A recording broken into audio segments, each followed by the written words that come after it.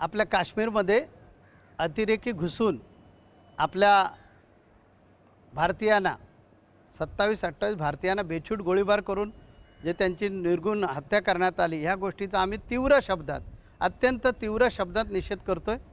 आणि माननीय पंतप्रधानांनी भारत सरकारला अखिल हिंदू धर्मीय वंच्या वतीनं आम्ही मागणी करतो आहे की ह्यांना शोधून ठोका। आता पुष्कळ झाला, त्यांचं भरपूर झाला। आता तुम्ही एअर स्ट्राईक करून झालात, सर्जिकल स्ट्राईक करून झालात आणि तुम्ही दाखवलं की आम्ही हिंदू जे आहोत, की आम्ही भारतीय जे लोक आहोत ते पूर्वीचा भारत देश राहिला नाही, हे दाखवूनसुद्धा आमच्या नाकावर ठिचवण्यासाठी ते आमच्या देशामध्ये येऊन हे जे काही गुन्हे करतात आणि हे काही अपराध करतायत, तर ह्यांना आता कडक म्हणजे कठोरातली कठीण शिक्षा करणं अत्यंत आवश्यक होऊन बसलेलं आहे।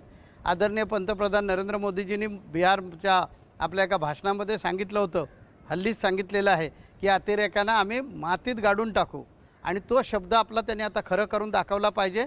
कारण ही वेळ आलेली आहे आणि ह्या अतिरेक्यांबद्दल संताप तमाम हिंदू बांधवांच्या मनामध्ये निर्माण झालेला आहे। कारण अतिरेक्यांना जात नसतो, अतिरेक्यांना धर्म नाही असं म्हटलं जातं।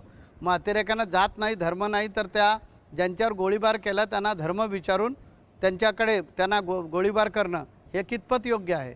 म्हणजे हा धर्मांधपणा आहे आणि हा धर्मांधपणा संपवला पाहिजे। सनातन सात्विक आहे पर कायर नाही, ही वेळ आता येऊन टिपलेली आहे आणि ती वेळ आदरणीय पंतप्रधान नरेंद्र मोदीजी आणि भारत सरकारने करून दाखवावी अशी सगळ्या हिंदू बांधवांची मागणी आहे आणि ते करून दाखवतील अशी अपेक्षा ठेवूया।